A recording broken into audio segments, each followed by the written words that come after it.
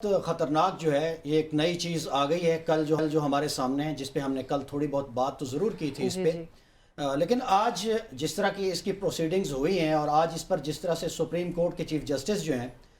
Full court انہوں نے بلایا اور اس پہ 2 گھنٹے سے بھی زائد اس پہ بات ہوتی رہی اور اس پہ کوئی کلیئر اس طرح سے سٹیٹمنٹ تو نہیں آیا کہ کیا ڈسکشن کی گئی ہیں، لیکن اسلام آباد ہائی کورٹ کے یہ جو 6 ججز ہیں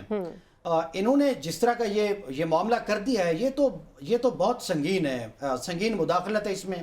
اور پھر سیاسی مقدمات کے اوپر جس طرح سے ایک انجینئرڈ فیصلوں کی طرف کا اشارہ کیا گیا ہے اور پھر جس طرح کا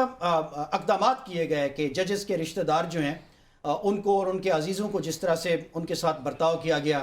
یا جس طرح سے مختلف ججز جو ہیں ان کے جو گھروں میں جس طرح سے ریکارڈنگز کی باتیں آ رہی ہیں، اور پھر ایک جج صاحب کے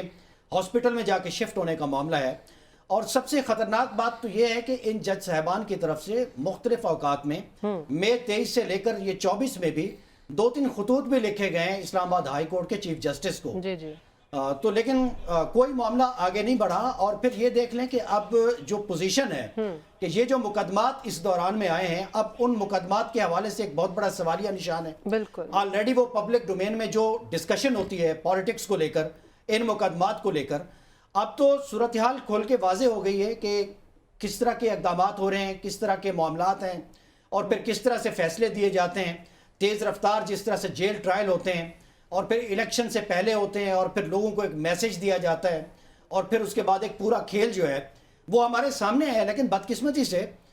اس ملک میں یہی ہوتا رہا ہے، پہلے بھی ڈھکے چھپے انداز میں ہوتا رہا ہے، پہلے بھی سیاسی جماعتیں الزامات لگاتی ہیں، آج بھی یہ الزامات اب تو ججوں کی زبانی آ گئے ہیں نا، پہلے بھی شوکت عزیز صدیقی صاحب جو ہیں پرسنل کیپیسٹی میں ایک جج کے طور پر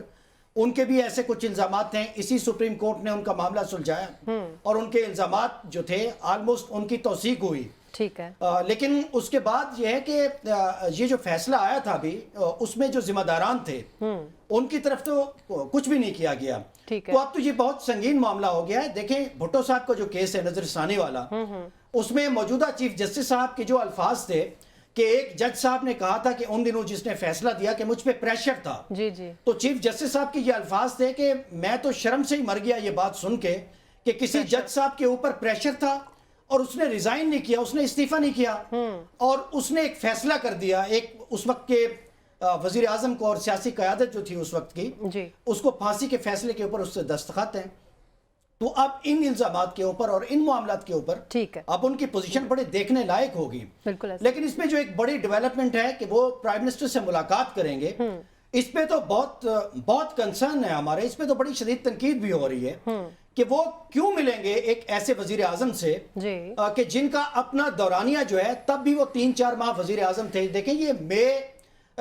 جب یہ لیٹر لکھے گئے ہیں یہ مئی 2023 کا معاملہ ہے، اس میں تو ان کی اپنی حکومت تھی،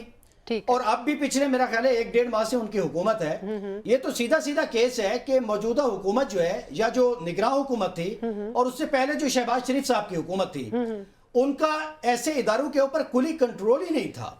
کہ وہ کس طرح کے اقدامات کر رہے تھے، اور یہ جو انٹیمیڈیشن کی بات ہے اور اس طرح کے اعلیٰ ترین ججز، اعلیٰ ترین عدالتوں کو جس طرح سے یہ جو میٹنگ ہونے جا رہی ہے نا ابوبکر صاحب کل، اس پہ ہم بات کریں گے۔